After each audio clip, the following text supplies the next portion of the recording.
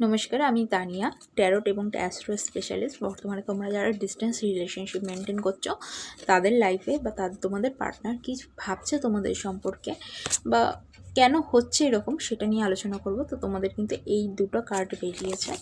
তো আমি দেখতে পাচ্ছি বর্তমানে তোমাদের পার্টনার কিন্তু স্বাস্থ্য ঠিকই আছে, তারা কিন্তু বর্তমানে তাদের বিজনেস, তাদের স্বাস্থ্য এবং তাদের লিডারশিপ এই গুণগুলোর ওপর মেনটেন করছে, ব্যবসার ওপর মেনটেন করছে। কিন্তু তোমাদের পার্টনারের উপর আমি যেটা দেখতে পাচ্ছি একটা ব্যাড খারাপ নজর কিন্তু পড়ে আছে, ঠিক আছে। যাই হোক, তোমার পার্টনার কিন্তু সেগুলোকে অ্যাভয়েড করে গুরুত্ব কাটিয়ে কিন্তু সে তার লক্ষ্য স্থির রেখেছে, কিন্তু তারপরেও কিন্তু তোমার পার্টনারের ওপর একটা ব্যাড নজর কিন্তু পড়ছে।